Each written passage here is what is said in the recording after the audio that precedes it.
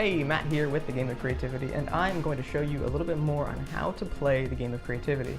Now, there are a ton of different ways that you can play, and maybe some of the stuff I talk about today will give you some ideas, but I want to show you how I play and some of the tricks and tools that you can use to kind of help yourself along this process and be able to build your creative confidence, to be able to just think of a lot more creative ideas and a lot faster, essentially. So let's go ahead and dive in here. So I have one camera right here where I will be talking to you, and then I have another camera right here where I will be actually drawing cards and I'm gonna start sketching some ideas to show you how quickly and how effectively this can work as a creative tool. So let's go ahead and jump right in. So I have both volumes here. I have volume 1, which is our ingredient cards. These are kind of our creative connection points. We'll put that down here. And then we have volume 2. These are our problem cards. I'm going to talk about that in just a second. Basically, I'm going to show you how to use each version by itself, and then I will show you how to use them together. All right. So I'm going to go ahead and put this to the side right now, and let's go ahead and take volume 1 here, or ingredient cards, and shuffle these a little bit. Now, a good way to use this is if you have some sort of problem that you're trying to solve, if you have a creative brief already, or maybe you just have some free time in your morning and you just want to do some creative exploration. Maybe you're a designer and you open up that Photoshop document and it's blank, and this is a good way for you to kind of get over that blank canvas or that creative block that kind of happens initially. Because there's this problem where whenever you decide that you're going to make something, you look at this blank canvas and you're like, I have no idea what to make. So you almost have too much creative freedom. So that's what these cards are designed to do, is to narrow that creative freedom, to give you more of like a narrow scope of where to look. So like if a blank canvas is, if your field of view, creative view is something like this, these cards are going to help narrow that so that you're not trying to think of everything, right? And one of the big things in the design world is a narrow brief. The narrower the brief, the better. You would think that the more open it is, the more creative you're able to be, but that's not necessarily true. You need to know the guidelines that you're working in, and that's what the Game of Creativity helps you do. So I have done shuffled these cards, not very well, most likely, because I'm not a magician or anything like that. Okay, so let's go ahead and draw our first 2 cards. Pollock, Jackson Pollock, famous painter, did a lot of the kind of messy kind of brush flinging technique here. And then let's see what our next one is. Dots. Oh, that's very interesting. All right, so I'm going to put these off to the side here. Now let's go ahead and say that, in this case right here, let's just say that I'm journaling, right? Let's say I'm just trying to think of creative ideas, not necessarily for anything specifically, but I just want to just kind of keep track of some new ideas, right? Okay, so Jackson Pollock and dots. I'm gonna go ahead and put these off to the side here. All right, so the first idea that that kind of gives me is, so Jackson Pollock was known for more lines. He never really did anything with dots so much. He didn't do any sort of like little brushed dots. It was mostly just flinging paint at his canvas. So I think that what I'm going to do here is, now there's no right or wrong way to do this, right? It is really just coming up with ideas and doing it quickly enough for you to find out, hey, is this an idea worth exploring more, or should I just kind of write it down and kind of be on my way? In this case, let's just go ahead and kind of jump right into it. So I have the camera probably set up on the wrong side here, but I'm just going to show you as best as I can here. I generally think in frames. I'm a video person. I tend to just draw a frame before I draw anything else, but it is what it is. So in this case right here, let's just go ahead and the first thing I'll do, maybe I'll just try to explore the one card first. Like, try to figure out what makes his art kind of what it is. And another thing I might do is, I might look up reference. If you don't know who that is, look it up. Like, that's one of the cool parts about this, is that for me anyway, some of the best creative ideas that I have come from doing research into things, and not even necessarily things related to this. Maybe you start going down this path of Jackson Pollock, but then you end up like learning more about Picasso. That doesn't mean that you can't just, okay, let's just change that card to Picasso, basically. Like, let's go down that path. If that's more interesting to you, then you go down that path. This is really just they're starting points for you. They're connection points. Okay, so exploring that a little bit more, I'm like, okay, like I might just try to do this a few different ways. I try to imagine things from like different views. So like maybe I'm like really close up, or something like that. And that's just the Pollock card. Now, the importance of, when you're using this to draw two cards. Now, creativity is essentially a combination of two or more unlike ideas. And that's what these cards are. They're unlike ideas. So it's your job to find the intersection of them. And the best part is that everybody's ideas are going to be different based on their experiences in life, based on their cultures, based on where they live in the world. Everybody thinks a little bit differently and uses different things to help them think. So how I see the intersection of these cards, somebody else might see completely different. So going into a little bit more here. So now, now I'm kind of wondering, like, what would it look like if the lines that he used were more like dots, and they just kind of like led little like paths, something like that. I think you should be able to see that. I know it's pretty small. I'm sorry. I'll draw the next one's bigger, I promise. Okay, so then I'm going to keep going from there. Now, that's kind of the other important part of this, is that if you're trying to come up with more creative ideas and build your creative muscles, iteration and just making as much stuff as you can is pretty much key here. It is essentially the practice of what we do. It is the equivalent of a baseball player going to batting cages before the game. If they were just to bat during the game, then they wouldn't be very good at all. Essentially, they take 10,000 pitches before they take one in a professional setting. And I think that's how it should be with creativity as well, where you should be practicing creativity kind of, if that's part of your job, then you should be practicing it outside of just working on projects or when you're at bat, essentially. Anyway, so another thing that I started telling you before, but something that I like to do is try to imagine things at different angles. Like, I try to see things through a camera lens. That's just how my brain works. Even if it's not something that can actually exist in the world, I still try to imagine what it would look like through a lens. I try to think of what millimeter lens it might be. So I guess coming from more of that film background, that's just where my mind goes. So what I like to do is think of things and how they would look from different angles, from the front, from the back, from the side, from the ground, from a bird's view. I try to think through all of these things. So another thing I'm thinking of here is like, wonder what it would look like if now I'm starting to think about like I forget the actual name of it, but like the dot pattern kind of stuff. I believe it was Kandinsky that did that kind of stuff.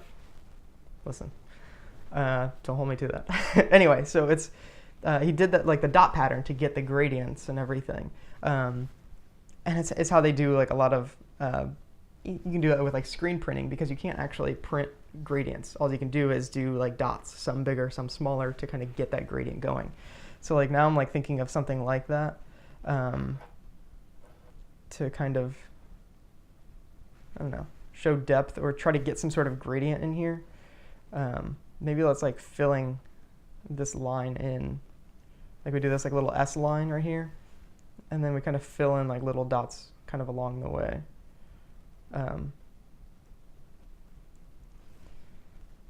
So here we go. So here we go. So now we have like a line, which could be like a brush stroke. but it's made up completely of dots. That's actually, I'm pretty happy with that one. That's pretty cool. And again, maybe you're just looking to design something. If that's the case, there you go. You have something to design. In most cases, though, you have your idea here. You don't necessarily need to go to the computer. You know what? I want to actually talk about that for a second. Now, you shouldn't necessarily be making directly into a computer, right? The computer is just a tool. The same way that these cards are just a tool. Whereas these cards were going to help you think in your mind. So what I believe is that you should be doing this stuff on paper with pencil or pen. You try to figure out your ideas before you take it to a tool like a computer, because a computer is not going to make your ideas any better, right? It's just going to help you bring that idea to life. So I guess it's important to know that clear separation between those things. And again, like whenever I'm sketching these ideas out, sometimes I'm actually writing a lot more than I am sketching. So like for this one right here, I might write something like dot pattern, and like brush strokes. So like for me, a lot of the things that I write is kind of, again, forming my creative guidelines that I'm trying to work within. So like if I write something down in here, it's like, okay, let's think about that a little bit more. One of the things I was even doing here was I even talked about screen printing. Now, I didn't write as much stuff down here because I was actually saying it out loud, but like that's actually a really cool idea. Like, what if there was like some sort of like screen printed Jackson Pollock painting kind of thing, where it's like, a lot of the things that he did, a lot of things that he did were just straight brush strokes or just the dripping paints. But I don't know, that'd be really interesting to see kind of how that would look as a screen print. And again, like using the dots to help with size or any sort of gradients that you have there. And just like that, like that's one idea. And that could literally take, if you're not speaking into a camera, that could take maybe a minute or two. And I think that's the important thing here. And then it's like, okay, let's draw 2 more cards. Okay, food and lines. My mind immediately went to the idea of waiting in line for food. That's just where my mind went. So I'm gonna immediately write that down, like in line for food. And I apologize if you can't read my writing, which I'm sorry, I tried my best.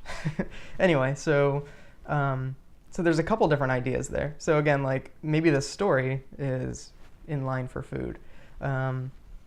Something else that I'm thinking of here is,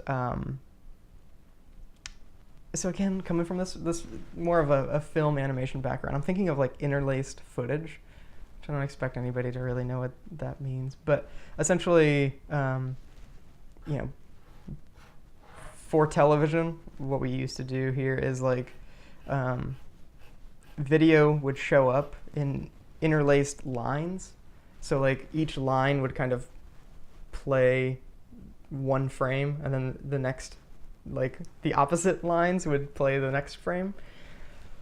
I'm not probably great at explaining that one, but essentially it's like, I guess if I show a wider view here, like if this was like a 10 pixel area or something like that, like this would be playing video 1 or frame 1, and then this right here would be playing frame 2. But anyway, whenever you look at it like really close, it could be really interesting, where it's like, I don't know, sort of like one of those games where you have to like flip like the little blocks to create like an outfit for a character or something like that. Like you pick their head and you pick their shirt, then you pick their pants or something like that. Like it sort of reminds me of something like that. So like I'm gonna kind of go with that idea a little bit, because I really like that one. I'm just gonna put rotating block people. Right. Okay, so in this one right here, I'm just gonna do, like, let's say this is my video frame. Let's say I'm gonna make some sort of video animation or illustration for it. So maybe like down here, it's like, I don't know, it's like a hot dog or something.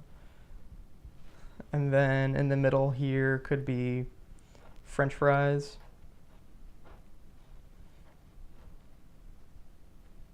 Yep, these are good French fries. There, okay, so we have hot dog, French fries. Let's do a pineapple, right? So we'll see the top of the pineapple, and then like the top of that right there. Obviously it goes out of frame a little bit, but so even just like that, like, I don't know, that's a pretty cool idea to me. Something that I definitely wouldn't have thought about otherwise, you know. And again, that's the purpose of this game. The purpose of drawing these cards is to get your mind playing in a place where it wouldn't have been playing otherwise. You know, one of the things that happens to a lot of people is they're referencing kind of other people's artwork. And honestly, I think there's a time and place for that.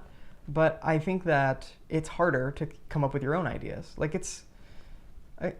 again, I don't want to say it's like easy, but like when you go on Pinterest and you see other things that people are making and you're like, hey, I really like that. I want to make something just like that. Like that's fine, but there's no story in that. There's no purpose. There's no backstory of your own. Like it's not you. And at a certain point, it's gonna feel bad. Like whether you're at a certain point in your career, maybe if you're younger, that's totally fine if you're doing that. But I mean, for me specifically, I can say that as I got a little bit older into the industry, 5+ years, one of the things that started really bothering me was whenever clients would send me certain reference and they're like, we want that. I'm like, well, that's theirs. Like that's, maybe it's not necessarily a personal piece of work, but like it's personal to that person. Like they made it based on things that they thought about. And, you know, they may have been referencing another artist whenever they did that, and that's totally cool. But really what this is to help you do is to come up with your own ideas, right? And I want to stay away from the idea of originality, but this is, you know, it's a creative remix that you get to make in your own head, and it's not referencing other people's artwork as much as it is, you know, coming to ideas on your own based on places that you've been and things that you've done in your life. Okay, so let's say from there, you know, we can keep drawing cards. We can keep drawing cards all day long. If you have like 30 minutes to spare and you just want to kind of write some ideas, maybe you just have a notebook and maybe you're on vacation or something like that. Like this is how you can use the cards, and just like that, it's going to start opening up your mind quite a bit more whenever it comes time to step up to the plate, right? When it comes time to, you have this actual project that you're working on and you need to think of some creative ideas for it. Again, don't feel bad if you want to use the cards, like that's what it was made for. But this idea of when you start opening up your mind to creativity, it's going to sound super cliche, but like amazing things happen. That's, you know, some of the most creative people in the world were people like Maya Angelou, Albert Einstein, Tesla. Like these people were extremely creative people, and it's because they thought through a lot of the ideas that they had and they selected the ones that were the best. They didn't just come up with a single idea and just keep running with it. They weren't afraid to fail, and that's kind of bringing in this idea of creative confidence. A lot of your ideas, when you do this, they're not going to be great, and there's nothing wrong with that at all. Like that's part of the point, is to keep making and be able to determine which ideas are good and which ones are not good, because not every one of them is going to be the best idea, right? And I think that's really important in that idea of, again, even when you're making stuff for a real project, even if it's a client project, being able to use these cards to just expand what's possible in your mind is extremely valuable. All right, so now let's dive into volume 2. So again, this one right here is they're problem cards. So I don't believe that creativity can happen unless you have some sort of problem that you are trying to solve. Whether it's a small problem or a big problem, that's where creative ideas kind of start. That's where a thought process needs to start whenever you are creating anything. So let's go ahead and dive into this now. So I'm going to shuffle these a little bit. All right. So for this one right here, I'm only going to draw a single card, because having multiple problems to try to solve is never a good thing, right? Never. All right, so here we go. Flipped over the card. Okay, so 40% of new teachers leave the profession within 5 years. Okay, so that's a huge problem, right? So a lot of people are teachers, they're getting either bored or maybe they just don't feel grateful. The first thing that I would do is try to explore this problem a little bit more. Like, what is the reason that they might be leaving? Something that I might actually do, so being a teacher myself, I know some of these ideas already, but something I might do is take some time and talk to somebody that is a teacher and try to find out some of the difficulties that they might have, some of the reasons that they, asking the question like, if you were to stop teaching for any reason, what would it be? And they'll tell you exactly why. Now, you don't necessarily need to kind of go that far with your exploration, but this idea is really interesting to me. So now there's kind of like, again, going into this problem by itself. We're not going to talk about how they combine just yet, so I'm going to go ahead and go to the next page here. So if I'm just tackling this problem by itself, again, I might create some sort of video or something. This is just me specifically. I might create a video that talks to a teacher or something, an interview maybe, of some of the struggles that they've had, or maybe even like some of the stories that they have about like the worst times they ever had teaching. Like, a lot of teachers talk about the good stuff, but like what happens when they really talk about some of the stuff they are not such a huge fan of? Now, doing something like that may not directly address this problem, but making something based in that world of that problem is still a part of a solution, right? So like another teacher might be able to see this video and think to themselves like, oh wow, like I thought I was the only one like that kind of felt this way about this. And maybe it leads them to think about their jobs and their students a little bit differently. So I think that's an important part of like, what the idea of just these questions are, is to explore them and not to try to 100% solve them. But if you could 0.001% solve a problem, like that's still pretty damn good. So like, I think you need to think about things like that when it comes to the problem cards here. So what I would do if I'm writing ideas here, again, I would probably write all the stuff down that I've been saying. So I would probably say something like video interview. Okay, so like boom, there's one idea. It could be like, let's see, like it could be some sort of like booklet or something like that, like book. So like I'm thinking now, like it'd be kind of funny to have like a kid's book that was like, your teacher hates you. Maybe not like maybe not like that. Maybe it's called that, but then you read it and it's like something a little bit more. So like now I have like ideas for writing.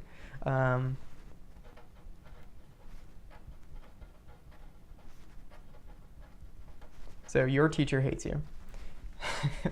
Again, probably not the best idea. They might have some angry people there, but that doesn't mean you can't write it down as an idea.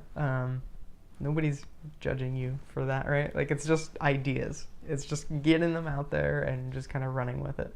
I do, however, think that'd be really funny. Maybe not for like kindergarten or elementary kids, but maybe it's like a book for high school kids, and it gets their attention because it says words like that. But like, maybe the goal here is letting the students know that their job isn't very easy at all. So you know what? I'm gonna keep running with it. So I might do some sort of like pages or something like that, like this. Like, being a designer, illustrator, or animator, I think a little bit more visually than I do with words. So again, everybody's gonna be different here, but if this is the idea here, I'm thinking like, okay, like so the cover here is just gonna say, your teacher hates you. And then it's just like a picture of a kid with like, I don't know, a Band-Aid on his finger because he's crying about something. Those are my little tears right there. I'm not sure if you can see that very well. Okay, so then maybe once we like open the book, the story is like, again, some of the details of what teachers have to go through. Like, okay, so like maybe we just use hate a lot. Like, you know, obviously we're told not to tell kids about hate, or whenever a kid says that they hate something, we're supposed to be like, don't say that, that's not very nice. But like, what if we just go with it? Because that's the language that they're actually using. So maybe like the whole theme of the book is like, your teacher hates grading papers.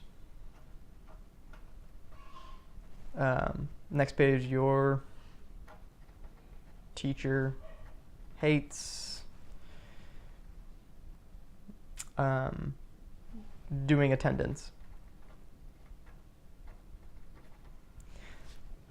So like each one of these could be like little pictures. I'm not gonna go into that too much because it seems like this is really about the story more so than the visuals.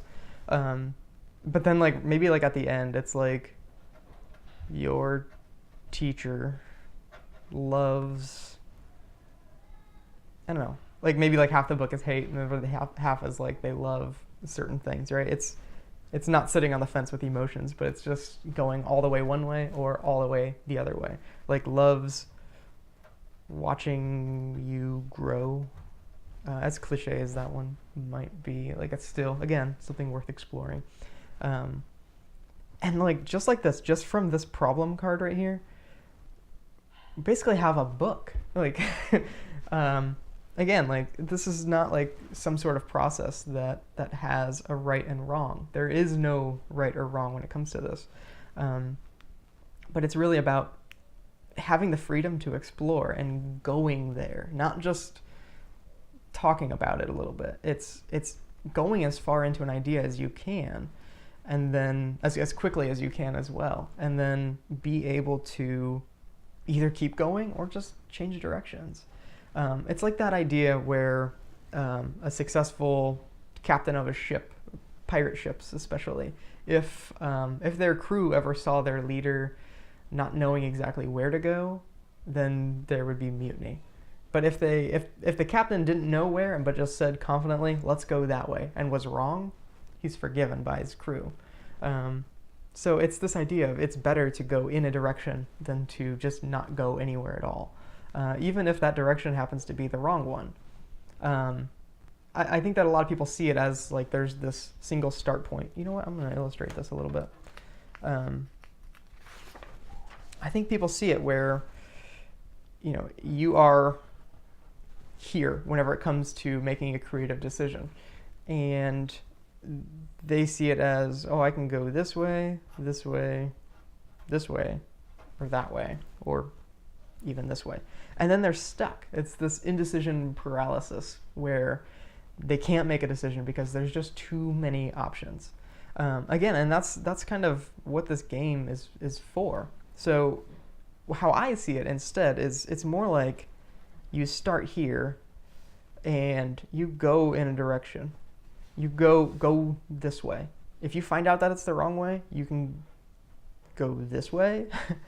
You can go back that way.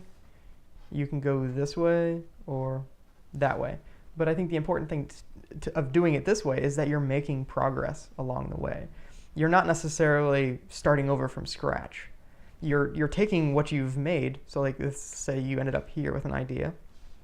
If you ended up here, you're like, okay, well, that's not going to work because of this. So that changes your idea slightly. And then you're going in this direction. But then you're like, okay, well, can I take anything from that and take that in a different direction? And that's great. I think one of the things that I want to point out is that people tend to, with this first idea that they go to, they stop there. That was my idea, and this is where I'm going with. They don't understand that you can just change directions at any point, and it's totally cool. In fact, like that's whenever you start getting ideas that nobody else has ever had before. one of the things that I do in my classes is that I teach people in this class specifically I'm talking about is motion graphics, where I give them an assignment, and more often than not I see at least one or two cases of people having the exact same ideas for things sitting across the room from each other. And I always think it's amazing. They're always worried that I'm going to think they're cheating, but like they just, I don't know, it's still bad because they didn't fully explore an idea, or they didn't fully, finish that creative process. They went to one place and then they stopped. Everybody, a lot of people have the same initial ideas for things, but it's when you start digging deeper, that's whenever the real special stuff happens. So anyway, these are the problem cards here. And again, I did a lot of exploring with that one, with just that one card. And if you're not thinking of anything very good for that, I still encourage you to even write out your bad ideas too. Write out any ideas. But anyway, so then you can kind of keep going. So 45% of teens say they're online almost constantly. You could start going down that path. You know what? You could potentially even try to figure out, do these problems have anything in common? Like maybe teachers are so, like, I don't know, maybe they don't like teaching as much because kids are just a little bit different than they used to be, maybe. Like they learn a lot more just from their phones, and they're more interested in doing that. So like maybe if there's more activities for them to actually learn from their phones, then there's be happier kids. Happier kids are going to lead to happier teachers. That's just like a quick idea right there. Okay, so now let's go ahead and let's draw 3 cards. Let's go ahead and I'm going to do a combination of both volume 1 and volume 2 here. Actually, I'm going to do 2 cards, so I'm going to do one of each, and we'll kind of start there, kind of see how things go. Okay, so the first thing I'm going to do is always start with the problem. In this case right here, so 780 million people do not have access to clean water. So now from here, I might start doing a little bit more research into this water problem. I might look up specific locations, trying to understand what the problem is a little bit more before you try to solve it is always a good kind of idea. So, okay, so I have my my problem here, and then I'm going to go ahead and grab a ingredient card, or this is volume 1 here, and then I'll flip this over right here, and this is pretty interesting right here. So thin lines. So thin lines, how can thin lines help solve the problem of 780 million people not having clean water?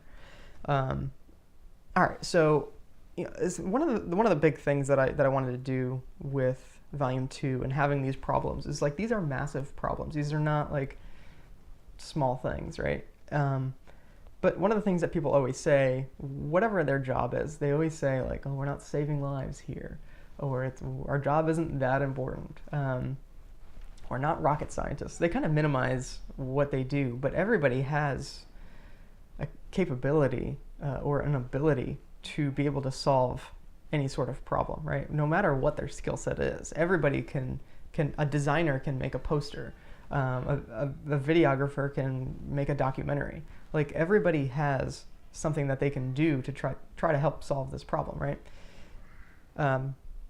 So what I'm going to do here is kind of my take on this, on how I might try to solve this problem. And I guess a big thing on how you can solve it, kind of the easy way, is awareness, or directing people towards where they can kind of donate money. So I mean, in my mind, that's where I go, because a lot of the work that I do is usually helping people do something that they're trying to do.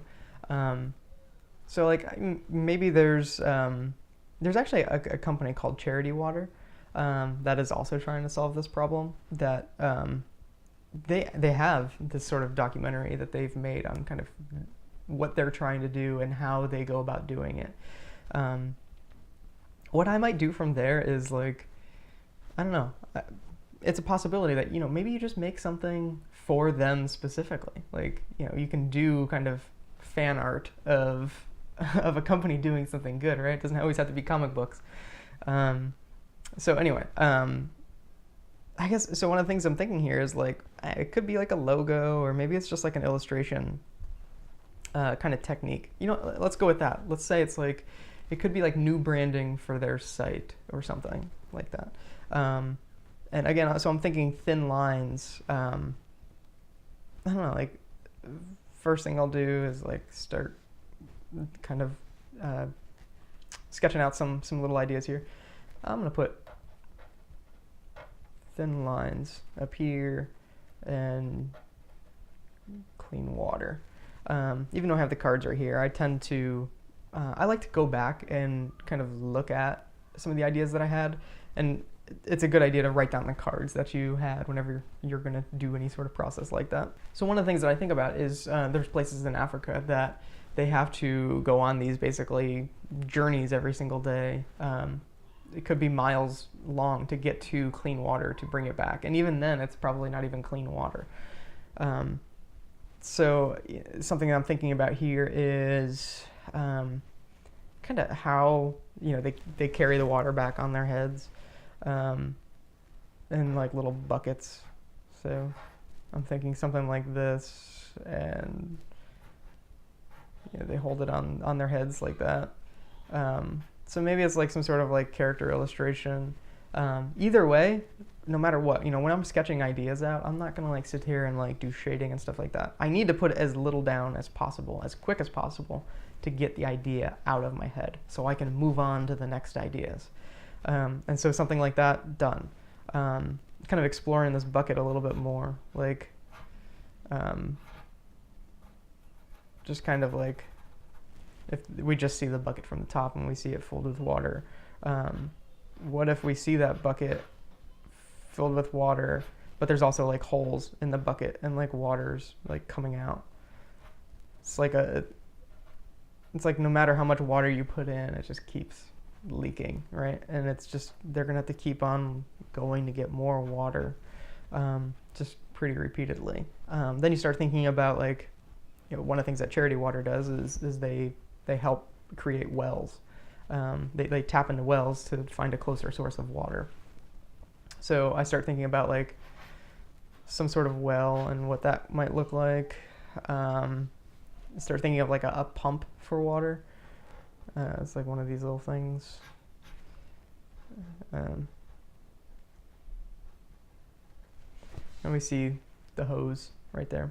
And again, like I'm only using thin lines, right? So, I mean, the Sharpie itself is a thin lined kind of thing, but you know, at this point right here, I might be able just to take this to the computer right now. Like if I'm going to do an illustration project with this, I could start right there. If I'm going to do a photography type kind of thing, I could just start taking photo of clean sources of water, and maybe the thin lines come from, I don't know, maybe there's some sort of pattern or something like that that you can kind of apply to it. Or maybe it's even you take a photo and then you draw over the frame afterwards. Like, so you could do something that, you know, looked more like this. We see our bucket of water in the middle of the frame, kind of doing this. Maybe we see our sun right here.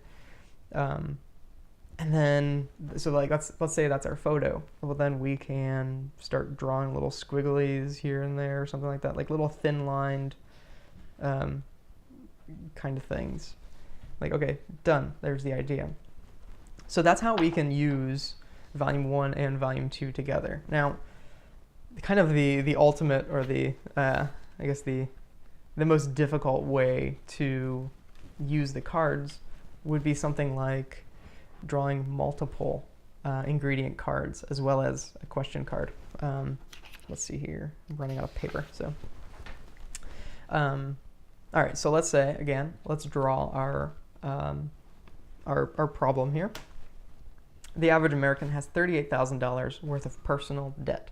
It's things from credit cards, not school loans or mortgages. This is stuff that, yeah, essentially credit cards, right? So, okay. Code. All right. And then our last one here, video. Here we go.